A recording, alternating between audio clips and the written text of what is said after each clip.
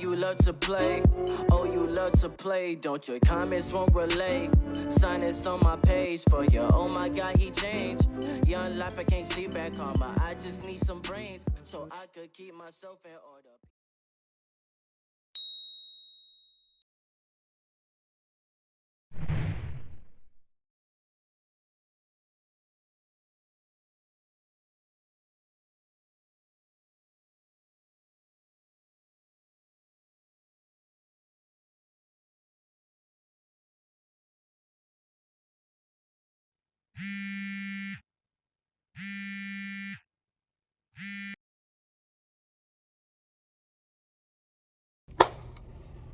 He got problems, she got problems, only I got 411 problems. Hey, hi, what's up, y'all? It's time for another story time. Truth be told, I have not picked up the camera for story time in a week or two because we booked up till November, which is why I've been kind of dropping some story times on story time Saturday for y'all, but I'm not gonna do that anymore. Anyway, let's get into it. So yeah, so let's dig in deep about like sibling abuse. That's something that we don't talk about. We don't talk about sibling abuse. We don't talk about how the older sibling is resentful, is upset with the younger siblings because you had to take care of the younger siblings, even though like you didn't have to be here. Like you popped out just like you popped out, and you had to deal with whatever hand was dealt to you. So let's talk about how like the middle child most of the time is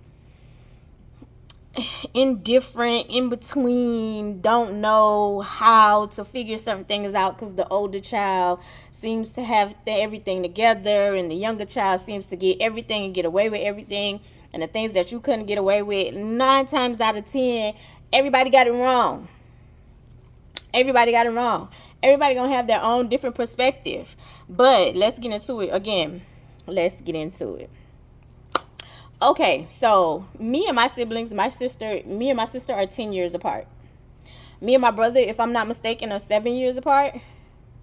I think we're 7 years apart. Anyway, I was the baby that came after the miscarriage my mom had, but it was a planned pregnancy.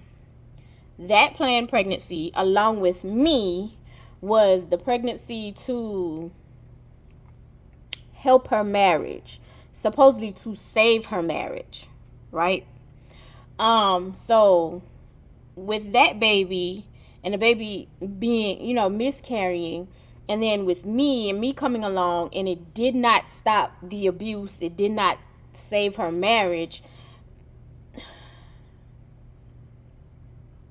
Being older, I can understand now some of the resentment, if that makes sense. So, again, my childhood was completely different from my sisters and my brother. But from the outside looking in, you would think that I had this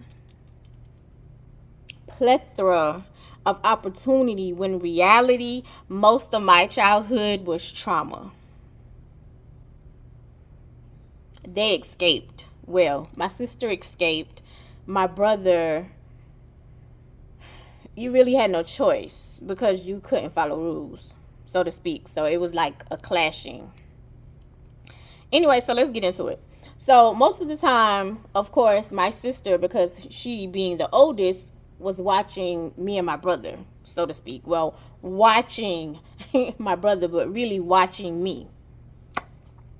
So my cousins, like we, in the neighborhood that I live in, most of my family was on the street. So literally before people started passing away, before like things started changing and people started getting sick, so it was like my house, my grandfather was on, with the house facing the street, my grandfather was on the left. Next to us was my grand aunt, Aunt Sadie, and then next to her was my uncle, and then next to him was is my cousin, Yeah, my cousin, and then next to her is my grand aunt, and next in the house next over was my great grandmother's house. And then once she passed away, she gave it to one of her daughters, which was like my grand aunt, which is my grand aunt. And then there's a neighbor's house, and then past the neighbor's house, that's my cousin's house. Yeah, so that pretty much stops the stretch of my family. But we were pretty much like, everybody's just like right there. So if it was certain things like my sister couldn't handle, so to speak, she had backup. She had a village. Oh, sorry. And across the street from my grand aunt and Sadie was my uncle's house. My other uncle. But he lived like, that was his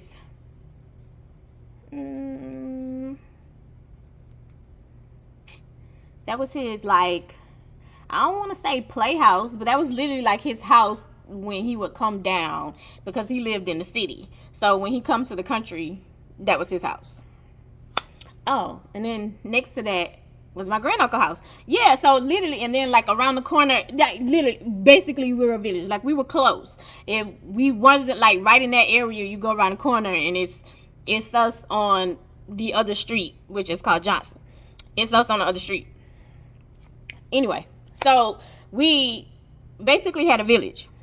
So again, if my sister needed something, if she couldn't get in contact with my mom, you had people, you had backup. You could go next door to my grandmother. Like, they were right there. You know what I'm saying? Like, stuff was right there. Anyway, so my cousins would come down from a whole different city. My cousins would come down from a whole different city. Like, my cousin Jeff, he had a brother, and his brother would come down, and I have other cousins that lived in the other city that would come down too. So all of them would come down, and we would all like get together, play, and do whatever. Like, they kind of like, the family would try to like, they would get together more than they do now. It's very separate now. Yeah. So anyway, they would come down. So my cousins, of course, all of them were older. So it was like Jeff, his brother, my sister, my brother, like all of them are way older than me. And then like Andrea, all of them, would come over. But at this particular point, I don't think Andrea was there for this one. I don't think she was there. So literally in this particular story, it is Jeff, his brother, my sister, me. And so they're like hanging out, having a good time. We wasn't supposed to have anybody in the house, but I assume it was cool for them to be in the house because they didn't live in a city. And I think like if she could, call, or if she would get permission from my grandma, like they could come in because they were family. You know what I'm saying? Like, so I think it was cool because we couldn't let anybody in the house when my mama wasn't home. Nobody should be in the house. And if you were down the street, because we were all hanging in the neighborhood because there was kids everywhere, you had to be home by a certain time. You had to be home by the street lights. When the street light coming on, matter of fact, you need to be in the driveway before the street light come on, to be totally honest. Anyway, so yeah, so we were all in the house. I don't even know why we were in the house. So what we were doing, I don't know. I don't know. But I think she wanted to go hang out, and unfortunately, like, my mom had to work this particular time, so you couldn't go hang out because I couldn't be in the street. Because again, we are 10 years apart. So at this time, if you're 15, I'm 5. If you're 16, I'm 6. So my mom doesn't want her toddler hanging out in the street, which I can understand. And I can also understand my sister's point of view is like, I'm a teenager. I'm not a parent. I didn't have this baby. I didn't have this child. Why am I here? You know what I'm saying? And then like my brother is like, so if she's 16, he's like, what, 15? No, 14, 13, somewhere in there. Anyway, so yeah, it's like, yeah. It's like there's this underlying hate now because I can't do what I want to do as a teenager because you're here. The part is, I didn't ask to be here. I didn't ask to be here. But unfortunately, because I am here, here comes the anger. Here comes the trauma because you're upset that you have to take on responsibility that you shouldn't have to take on. I totally agree, but I'm not the person you should be mad at, nor am I the person responsible for your anger. It's misplaced at this point. But we're playing. Supposedly we're playing a game. So at first it was like we were outside and let's play hide and seek, and we were running playing hide and seek or whatever, which I thought was odd even as a kid, as a toddler. Like, as I told y'all, and I can't even tell y'all which story, but I was 4. My mom told me, she was like, girl, you were 4 and you wanted to be by yourself, because she was like, we're going to the grocery store, because she used to take my she used to always have to drive my grandmother. After a certain incident, I don't think I told that story.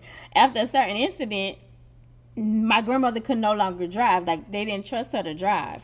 And most of the time, like, truth be told, like, I don't even think my grandmother knew how to drive. I don't know, child. Anyway, they no longer trust her with keys or nothing in the house. So all her errands, like if my granddaddy wasn't around, my mama would be the one taking her to the grocery store, to doctor's appointments, whatever errands she needed to run. So again, when my mama was like, hey, she had to take my grandma to the grocery store, I was like, I'll just stay home. I'll be here when y'all get back. And she was like, girl, get in the car. I'm 4. So I like to be by myself. This is nothing new that now people placed on like it's an attitude problem, or you know what I'm saying, like you're mean, you're antisocial. I just like chilling by myself. And a lot of people can't do that because a lot of people are afraid of silence. A lot of people are afraid of the silence. I'm not. I'm cool with it, to be totally honest. Anyway, so I thought it was odd that we're playing hide and seek because you don't want me around. When your friends are around and you and my brother doing whatever and y'all friends, it's like, get away. Go find you something to do. Go play with your toys. Go play with your friends. You know what I'm saying? Like, I didn't want to be around. Matter of fact, and I can't even remember what was the reason or what happened of how much these people hated me. And I don't even think it was me as a person. I think it was just the simple fact that here I come and I was supposed to save the marriage and I didn't. Here I come and we were supposed to be able to maneuver and do whatever, but now because you're here, we can't. And so here comes the misplaced anger. I still have a dent in my head from my head being rammed into the dresser.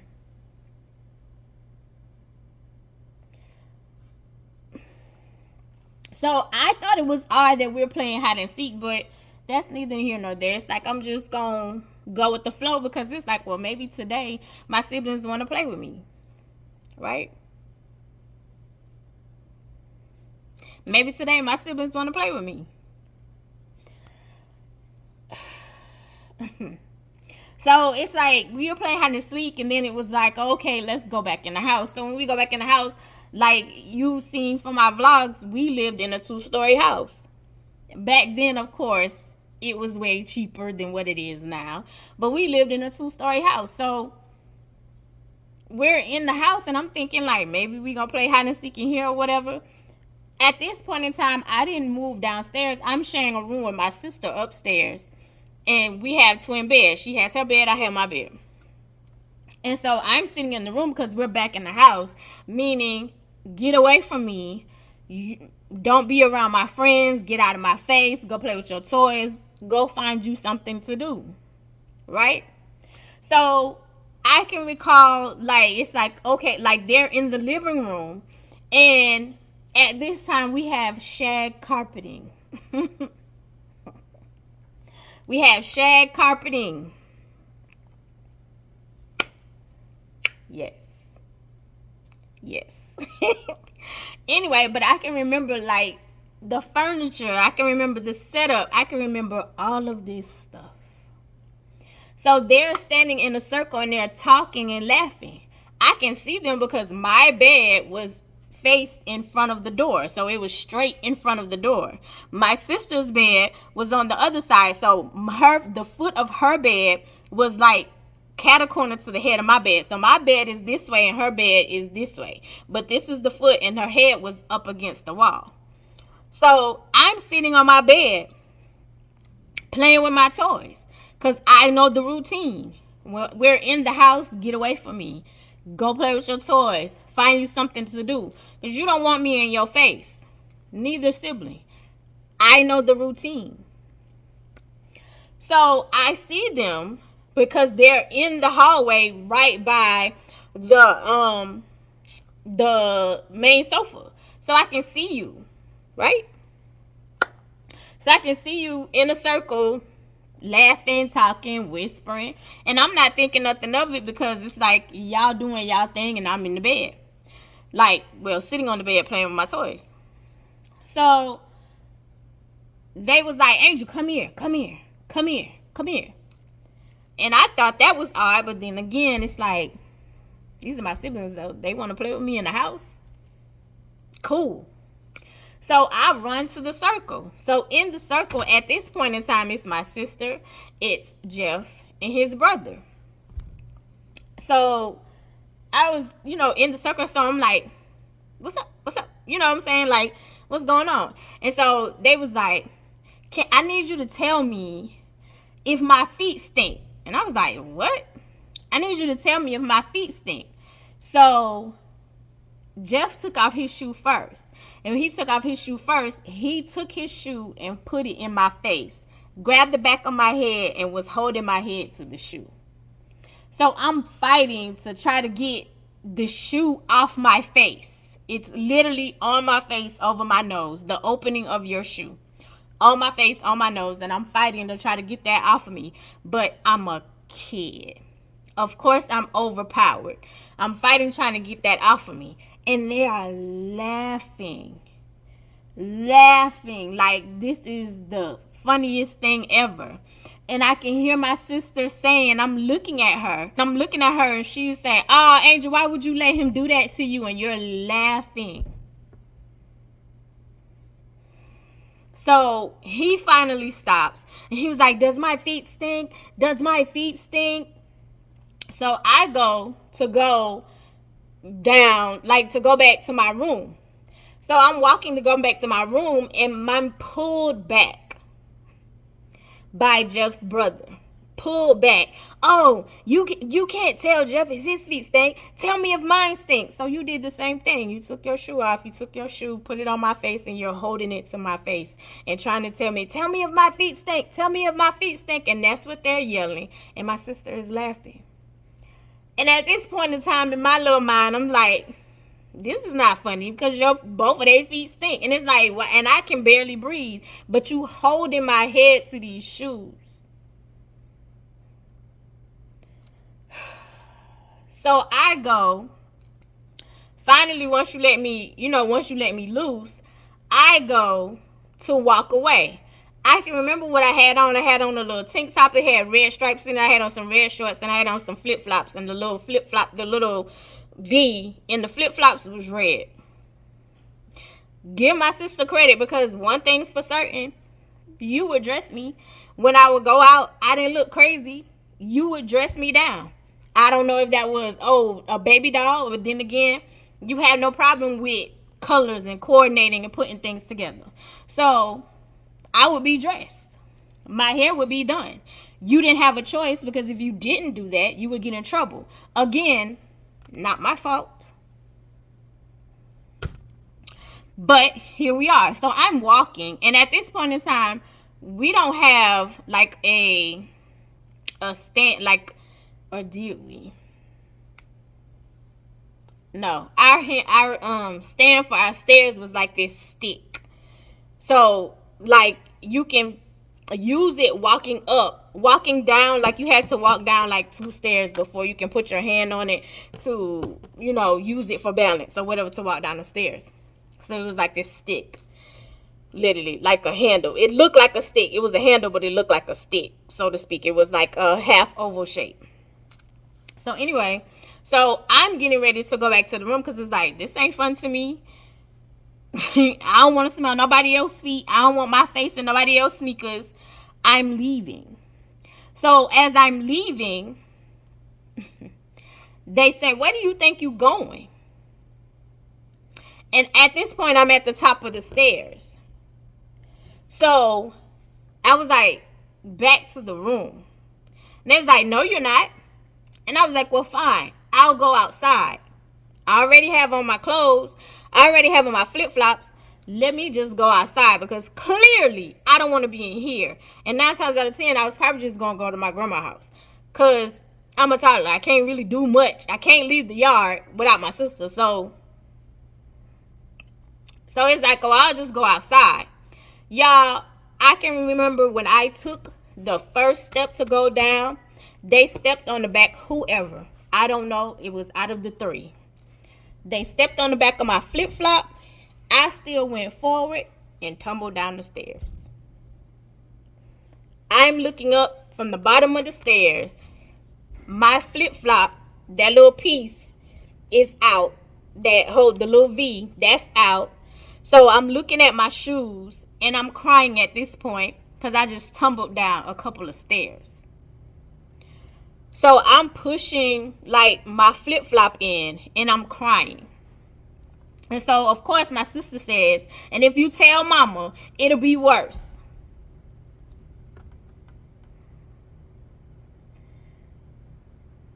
And I'm sitting here going,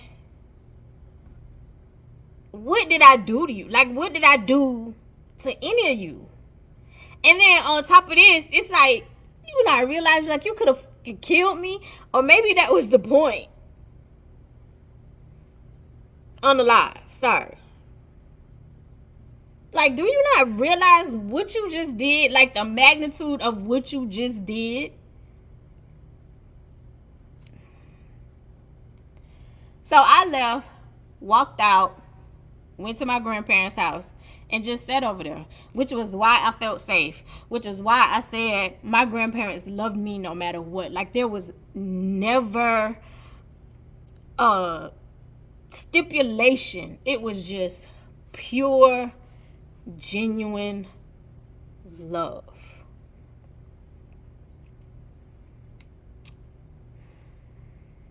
So it was like sitting over there thinking, and then the simple fact of my sister, how you would come over there and you came to make sure like I didn't say anything. So you came over there and was like, oh, I was just checking to see if Angel was over here. And so grandmama was like, you ain't know where she was?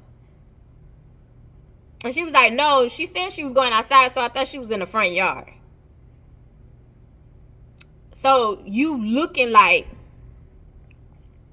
at this point, I'm short, like I'm smaller than you. So now you have indoctrinated fear along with proving like, play with me and I'm going to do something horrible to you. Because again, I don't know who pushed me or who stepped on my flip-flops for me to roll down the stairs. But the simple fact that you had nothing, because there was no reaction from you as far as, oh my God, why would y'all do that? Don't do that again. You were laughing and then threatened.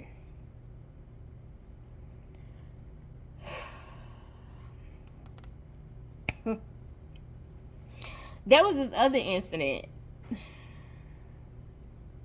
They were trying to teach my cousin how to drive. My cousin is no longer here. She passed away. So my cousin had Down syndrome, but you couldn't tell. You could only tell by looking at her face.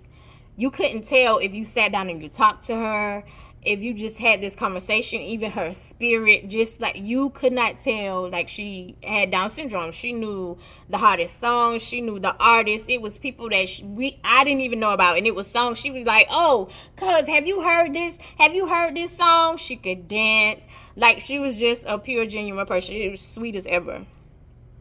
And so they were trying to teach her how to drive. And they were using my granddaddy's car. My granddaddy at the time had a box Caprice. It was tan, golden color. So they was trying to teach her how to drive. And so they was telling her, like, this is the gas, this is the brake, this is the gas, this is the brake. So when you first get in here, what you gonna press? And so they had her sitting like the car was running. They had her sit in the driver's seat.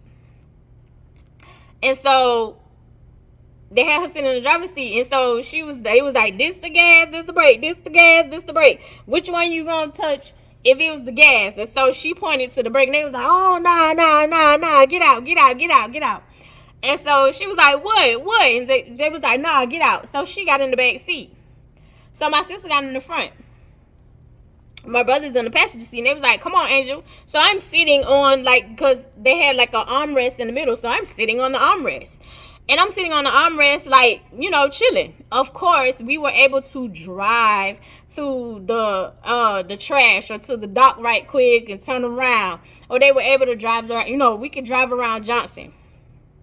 Or they can drive, like, literally up the street. Because we started learning how to drive early, and they would do that so we wouldn't be afraid to get behind the wheel once we got older. And then a lot of times they would say, hey, go to the store and go get this, go to the store and go get that. So we're riding down the road, right? All of a sudden, like, they sped up. My sister, you sped up. All of a sudden you slam on brakes. Guess who tumbles? There's no car in front of us. It was on purpose. Because once I tumbled and my head hit the dashboard, you and my brother are laughing.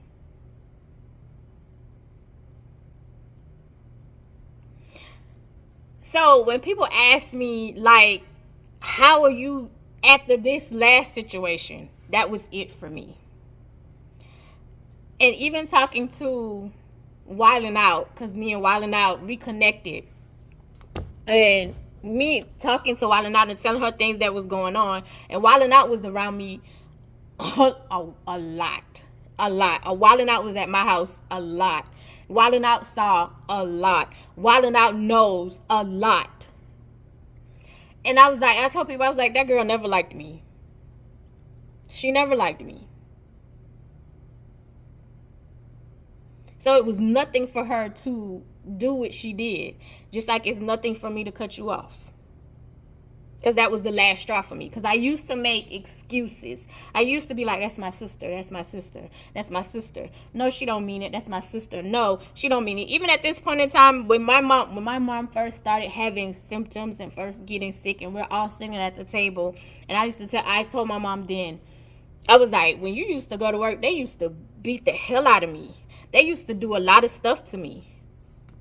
We're sitting at the table, and my mom looked at her, and she bust out laughing. She started laughing.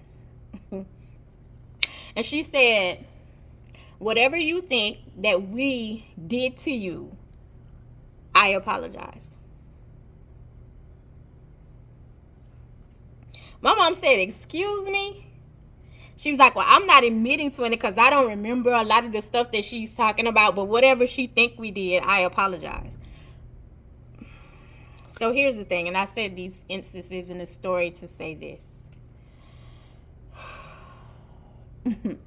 A lot of the times you don't have to just watch out for bonus dads, bonus moms, moms, dads. Sometimes you have to watch out for siblings too. Please create a safe space for your children. Please put them all at the table and they can talk. Because, baby, there's a huge misunderstanding of where a lot of kids, especially the older ones, are upset because you're going to work and this part of the budget or whatever part of the plan. Because I'm pretty sure my mom had no idea, had no intentions to raise 3 children by herself. I'm pretty sure that was not her plan. The concept and the mentality of having a baby to save your marriage is beyond crazy. We know that now, but I'm pretty sure back then they had no clue. They had no clue. Everything is totally different. They had no counseling. They had none of that stuff. To go to therapy back then, you were deemed crazy. So not to seem like you're crazy, you avoid therapy, not realizing therapy works. When you find the right counselor, it does. It works. So not only, again, in the beginning of this, I said the trauma that my sister put upon me was literally from displaced anger. You were upset because your childhood was taken away from you by my mama, because I was born. I was born to save a marriage that did not happen. I was born to stop the abuse. I witnessed some of the abuse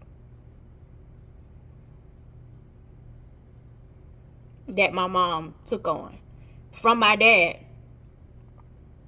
who was her husband. So it wasn't like you were just hanging out or this was some random dude off the street. This was your husband from years. This was your high school sweetheart.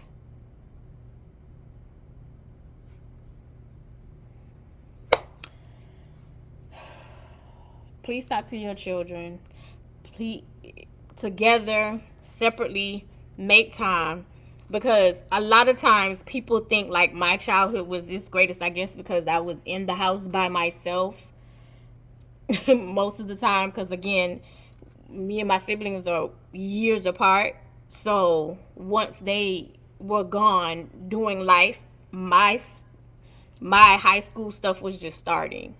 So I was in the house by myself. And then at this point in time, they're thinking, I'm assuming that my mom was well off, established. No. No. My mom made a lot happen, but no.